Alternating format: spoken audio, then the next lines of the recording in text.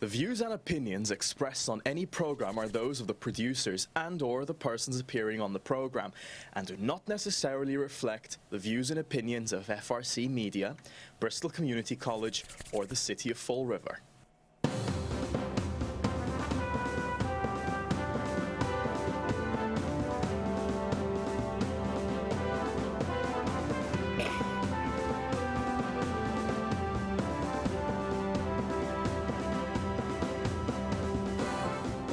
Well, hello. Welcome to Spindle City Straight Talk. I'm Chip. And I'm CJ. And it's hump day in the Riv, and we have a guest today. And I'm going to digress a little bit after I introduce her because most people know a longtime city councilor and former mayoral candidate, Linda Pereira. Welcome to the show, Linda. It's a pleasure to be here with both of you. Well, Welcome, Linda. I got to get off. I got to just say a little thing because, you know, one thing about Linda, people know her. You've been around for a while. And we're going to give you the time to say anything that you feel is important, you know, but I think you want to weigh in on some of these things. First of all, the mayor officially announced a temporary absence, which, and of course with his partner in crime, the judicial branch, is using the same thing he used to stay in office. So he cost all this money to the city, and he wants to be paid. That's outrageous. I have two issues, and I brought them up before, and I have to get this in it before. It's an outrage that Steve Camara is still sitting in a city council chair when he filed a fraudulent nomination paper. He was living in Westport. They should not only remove him from his seat, they should take back every single dime he got as a councilor for the last 4 years when he was living in Westport, committing insurance fraud by getting a lower auto insurance rate and using a Westport address. It's outrageous.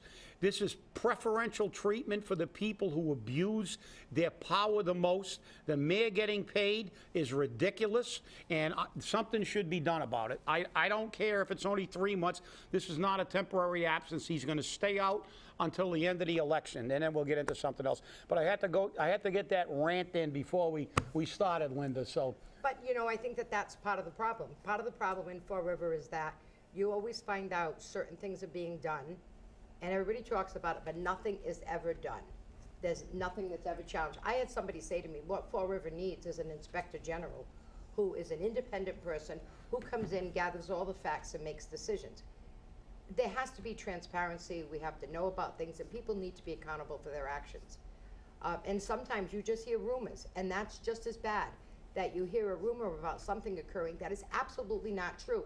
So somebody would straighten that out and say, no, we've investigated this and this is not so. But I think the mayor getting his salary, he has to get his salary. That's part of the terms of him being out, is that he has to have gainful employment. So yeah. Where else is he going to work? Who's going to hire him? We understand that, but the thing is it's right. It's morally wrong. I've seen hundreds of leaves of absence in the city. People on the fire department took leaves. Nobody got their pay. Well, when I worked for the DA's office, if I wanted to run for mayor when Sam Sutter ran, if I wanted to run, I was told that I would have to take a leave of absence, which would mean that I could use my vacation time. But prior to that, I had had my aneurysm and I had had surgery, and I used my sick time and you know, part of vacation. So I only had, like, I think 4 weeks. I needed more than 4 weeks. Other than that, I would be without pay. But I think so you make decisions. But I think you hit the nail on the head. As I said, with our full councilor Steve Camara always talking about legalities in the Constitution while he ignores them. I think you hit the nail on the head. He needs to be paid because that will violate the terms of his bail. And so if he leaves and he doesn't have a job, they're going to put him in jail. But that's not a reason. You're right. He is entitled to take any unused vacation, absolutely, any unused personal days, or whatever's in his contract. But for the corporation council to go in and use 3.8 to keep him in office, then use 3.8 to pay him, just goes to show what we've been saying now for the past month, that charter has to be scrapped. The city council, the people of Fall River, have to immediately after this election is over, we have to begin to get the 15,000 signatures we need to get a new charter. This charter is an absolute disaster. It's been nothing but a problem since we got it, the day after we got it, and it's ridiculous. I don't even know if you have to go out and get all those signatures. I think that if you have a resolution file that we want to put this question on the ballot, do people feel that this charter needs to be revisited prior to the 5-year period? I think that may be a way to get it done. And I'd have to check with an attorney, because God knows I'm not an attorney. Actually, Linda, But under 43B, you have to get 15,000 signatures. The current charter does have a provision, though, that after 5 years, the charter can be reviewed by a panel appointed by the mayor and the city council. Yeah, by politicians. You know, it's just, the horrible thing is that it costs money to put that charter together. Yes, it does. Danny Robillard was really, he said a lot of things, because I'd watched the meetings on TV. He was absolutely right on a lot of fronts. I didn't like the fact that you had to vote for the whole charter no matter what. And there were pieces of it that I agreed with and pieces that I didn't. Like, I think it's ludicrous that anybody that wants to run for office needs to get 150 valid signatures. Why is that? You know, let somebody get 25. I don't care. My personal opinion is they only need one signature. Theirs. And that's what we said on our show. Yeah. I agree, because, you know, to do that, well, we want to keep people out. Why do you want to keep people out? We don't even have enough people to have a primary for council and for school committee. That's sad. I remember the day that we would have 50 people, 54 people running for school committee, running for city council. You know, that was in the days that we'd go to a church hall and candidates would just stand up and give their ideas of how they would better the city. That was at the days where a campaign fundraiser was a mystery ride where all cars would line up. Remember those? Oh, yeah. You know, those were the days of Alfred Fayel on his megaphone throughout the city. So certainly politics has changed. It's changed a lot, and I think people don't want to get involved because nobody wants to put up with the BS that you get on Facebook. And I think, crazy. again, you hit a very valid point in what you said. You know, you said, why did they do this? But they did say that. And I think CJ, he reiterated what they said. They want to keep people out. That's not America. That's not government. No. And this charter was specifically, we said it time and time again on this show, this charter was specifically drafted to keep the people's rights as to give us as few rights as possible. They made, even the charter review is going to be done by political appointees. We can't have that. We've got to scrap this charter. We've got to start all over again. We've got to get a process where we have numerous public hearings. We have public input at every single charter meeting. We have the charter be put forth before the people for review to give everybody time to look at it and then revote something. No, that consultant was a disaster. Yeah. I mean, $40,000. That was not what we had on the ballot question. It said, do we want to review the charter? Didn't say scrap it, hire a consultant.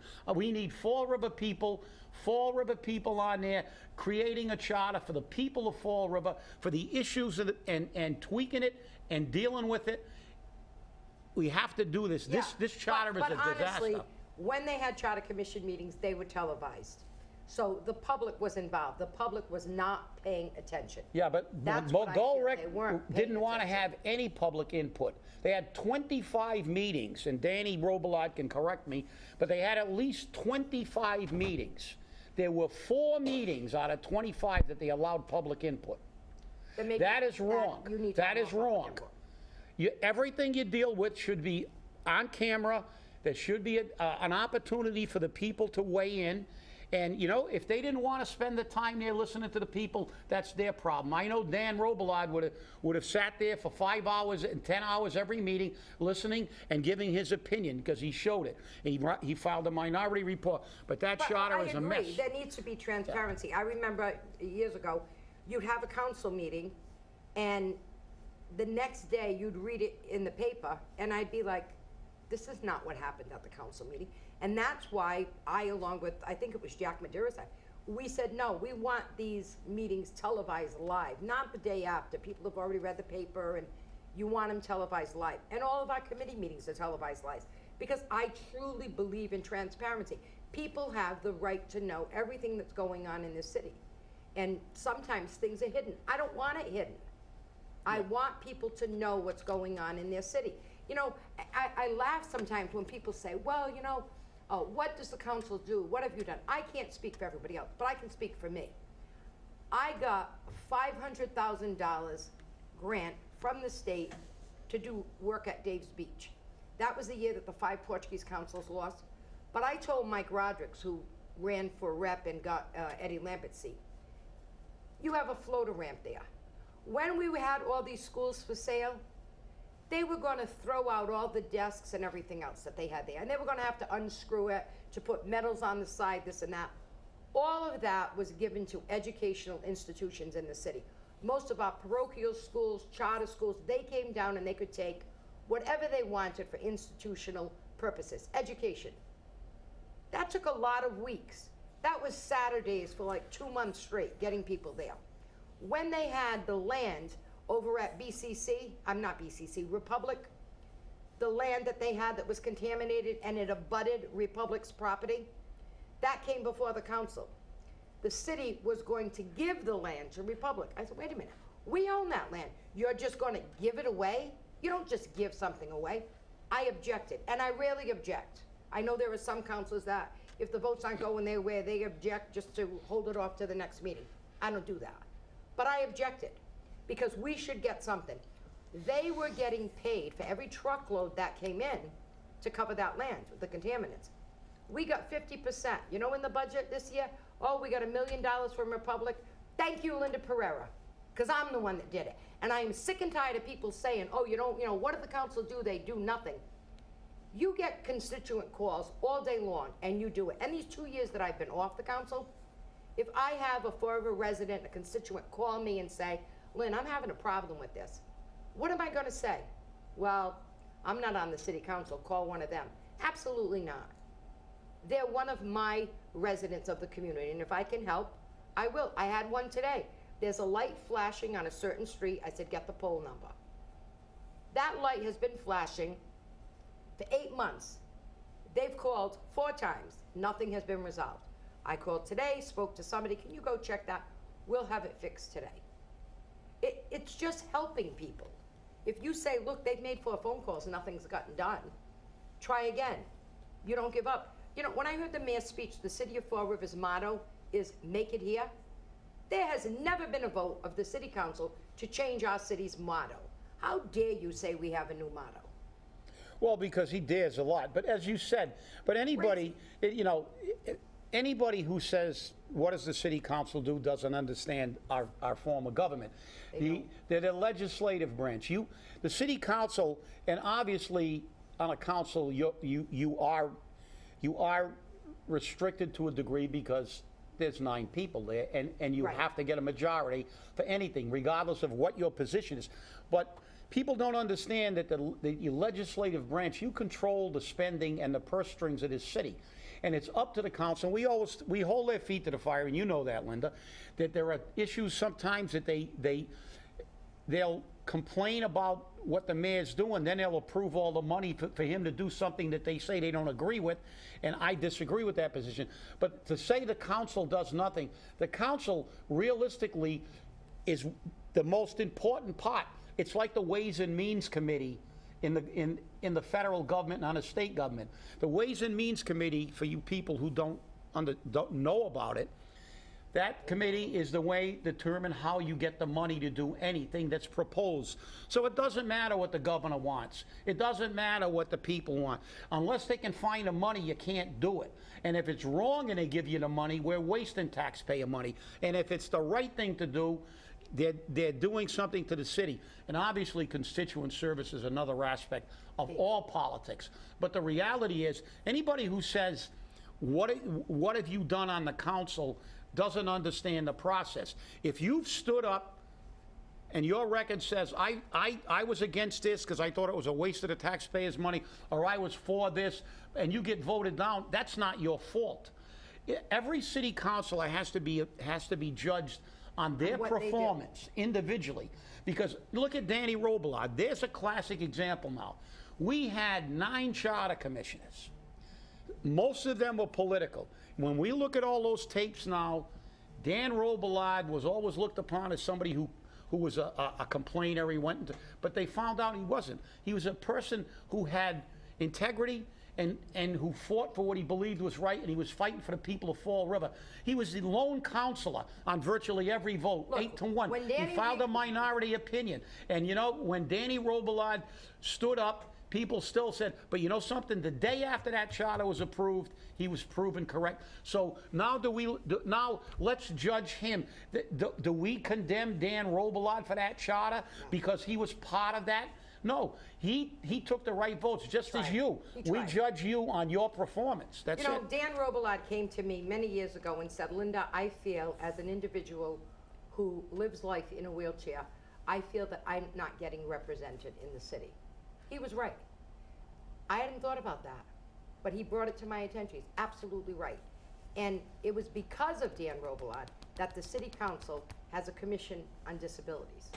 It was because of him coming forward and saying, I'm a resident of this city and I want to have this done. When you talk about 9 other people, you know, I have the contract, I'll show it to you. I had Casella Company come to me, they're a recycling company. They wanted to build a factory in Fall River, start out by hiring 100 people, at that time paying $15 to $20 an hour, and they would take our recyclables for free for 20 years. We would not have paid a penny for recycling over the past 20 years. We'd still not be paying for it because it wasn't 20 years ago. We still wouldn't be paying for it. I couldn't get a second on the council to do that. I fought to keep the airport open.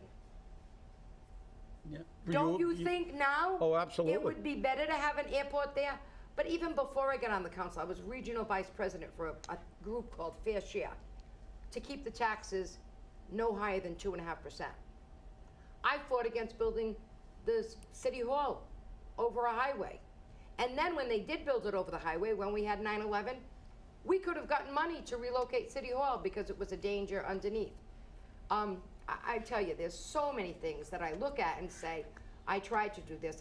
Since 1997, 98, I've been trying to get Dave's Beach, Depression Beach, Reds Beach, trying to get a beach in this city. They swim in the Watuppa on the Westport side, but not on the Fall River side. We're surrounded by water, but our residents can't put a foot in it. And you can go to Dave's Beach if you wanted to go with your boat and you have a trailer, you can park there. But if you don't have the money for a boat or you don't have a boat, but you want to take your child there with a fishing rod, you can't park there. Does that make sense? No. Does it? So those are the kinds of things that I look at. There are a lot of good. I know Fall River right now, we're the laughing stock, and I tried to tell people a couple of years ago, we're in a bad situation here. And I was proven right. However, with all of that said and all the negativity that we hear, look at so many people here that are doing things. You have people that are going around cleaning up the city all the time, volunteering to clean up the city. You know, you've got people like Beth and Lou Gonslow. Do you know that those 2 people have given over $111,000 in scholarships? Not straight A students. Kids write an essay that they want to go to college, they want to go to BCC. And through those essays and that child's desire to get more education, they have given over $111,000. That's just one couple, 2 people. And they do that in honor of their son who passed away in service. But that's just an example. I mean, you have so many people that do things. You know, we talk about the opioid problem here, and you want to have another methadone clinic. Why are we having another methadone clinic? You have 1010 South Main Street, you have North Front Street. North Front, I talked to the woman just last week that runs that. They dosed 614 people, 641 people that one day. You know what they get? $13 a dose. If you're going for group, $30 an hour for group, 10 to 12. If you're going for individual, about $80 that you would charge. If they can give another 1,000 doses there because they have room upstairs, why are we doing another methadone clinic? And then you talk to state reps from other areas that don't have services. So those people get sent to Fall River for services. Listen, I went to an NA meeting yesterday. A friend of mine celebrated 32 years of sobriety. There had to be 70 people in that room, all races, religions, ages, and my heart broke. The struggles that I see people, those who celebrated that, you know, they've been clean a year or two. I want to help those people. But as a community, we cannot help everybody. We can't. Every community needs to take up their space. So you have a place that's providing services, great. They're tax-free, they're not giving us a dime in taxes, but our EMSs have responded there in 2 years over 300 times. How much is that costing us? We can't afford it. It's almost like we all have to eat, but not all of us can afford to eat filet mignon, right? That's right. So- You have to eat off the McDonald's menu if But- you can't afford a but you $10 help. hamburger. But it's not that you don't want, it's not that you don't want people to get help. You do. But how much can you do? Yeah, well, And I everybody think has to that's- share it. We're gonna go back to the state on that because that should not open. We don't need another one. You're gonna have a methadone clinic across the street from somebody that's gonna build apartments there and a marijuana grow facility. And what's the traffic? If Northfront had 600, over 600 people, what's the traffic there? Was there a traffic study done? No, you're right. There was no public hearing. Again, lack of transparency. But I know, it's just. I know. Look, no, you've You been, know look. me. You know me. I know. I tell Well, it like it your is. commitment to the city is very long, and people know we could talk about it. But let's kind of shift gears a little Shift. bit, and go to. And obviously, you've got a very, very long record. You've got a ton of stuff, and people know you, so they do know you. But now, the city is in a situation that is unprecedented. We've never seen anything like this before. The people that I talk to, and I'm sure CJ talks to, when we talk to a lot of people, they come up to us in the street all the time, and, they're concerned about restoring honesty, integrity, and transparency to government. So we all know your past record, and it's a long record, and I will commend you on your dedication to public service for this long, to even want to serve in this community, because of the way it is. And I, like you, do not throw out the baby with the bathwater. There are a lot of good people in Fall River. Absolutely. But the damage that individuals who occupy the top, who are the face of Fall River, like our mayor, can do, only to me justifies why he should have stepped down and he should have been removed. I don't care what the court says. But what do you feel going forward that you feel are the really important things that you're going to take on in the city council and you want to see get done in this city?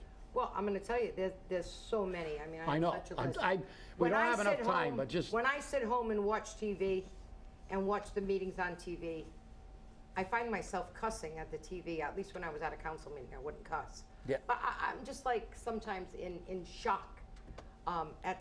I have asked, and I did call one of the councilors, they did put in a resolution in March. There's something wrong with the streetlights in this city. They're dim. When I would go down Bedford Street, it was like Logan Runway. It was bright. Now the lights are so dim, and people crossing near the Boys and Girls Club, if they have on dark clothes and you can hardly see them. What is the problem with that? That is a huge safety issue. What is the problem? Let's fix that. What is the coordination like when you have the gas company coming in and ripping up a road? And you just fixed a road and now they're gonna come in and rip the road. Who's coordinating all of these services? There's gotta be better coordination. My granddaughter and my daughter have a cold and I think they've passed it on to me. When I look at, the coordination to me needs to change. Also, the building department needs work. If you are gonna start up a variety store, if you're gonna start up a metal fab building, if you're gonna start up a beauty parlor, I don't care what you're gonna start up, if you're gonna build a house. Why is it that we cannot have one day a week that all the players are at the table? conservation, planning, electrical, plumbing, everybody, police, everybody there. What do you need to do? Here's your piece of paper. This is what you want to build. You need to do A, B, C, D, E, F. Boom. That's what you need to do. Instead of having that person that wants to run a business running up back and forth to all these departments, you're not user-friendly. You're not user-friendly. Those things should be changed. Those are the kinds of things to facilitate and make things better. Those need to change. Like I said, you have a lot of people that are going out, cleaning streets and different areas. What does our DPW and Park Department, what's their responsibility? Do we need to hire more? Because I pay taxes to make sure that I have services. I mean, I live on a dead-end street, so in the wintertime, when the sand truck comes up, they have to back up, and they jostle the truck, so there's always sand there come the spring. My neighbors and I go out, we sweep it up. I don't expect, the city's got, they sweep it up. But shouldn't those things be cared for? Sure. The city should take care of things like that. And why aren't things being done if you're supposed to go curb to curb on a cut, or you're supposed to finish all the way to the curbside? Why aren't those being done? Who is monitoring that? Yeah, and Who's I think the question has to be extended as who monitors the maintenance of our buildings when we've seen Yeah. the buildings deteriorate. People have drawn salaries for years, and not only in Florida, but in Providence. They had people in charge, and look at their school system is deteriorated to nothing.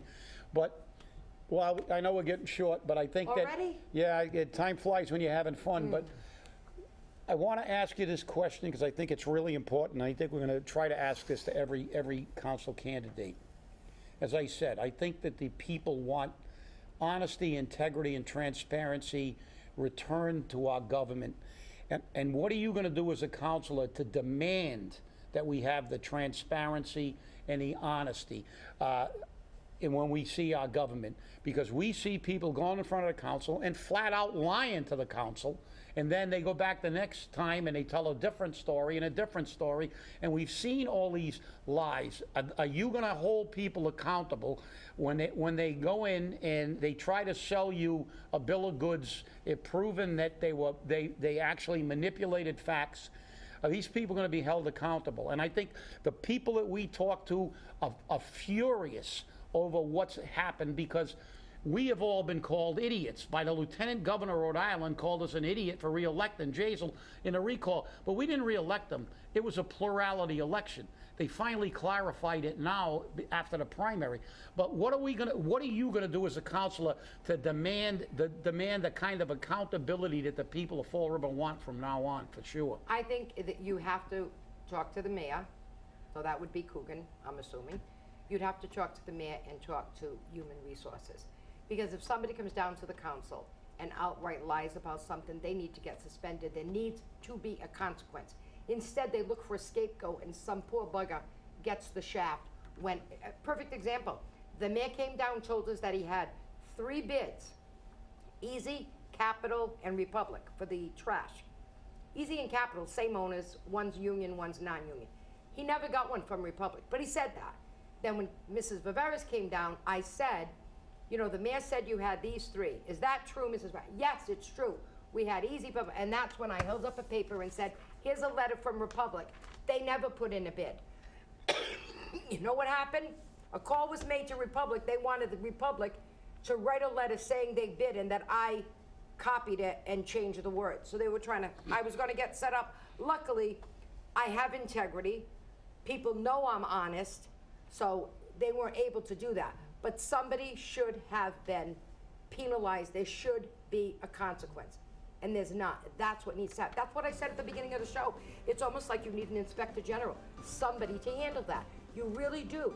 People need to know that you're honest. I mean, you can talk to every single mayor I've ever served with. Ask them if Linda, I ever asked them for a favor Linda, from me. we're Never closing up, so give us a quick... CJ, we need to do this again. We Bob, may. I need to come down with you after. Let's come down again and do things like this. Not a problem. Not a Half problem. an hour is not enough time for me. I know.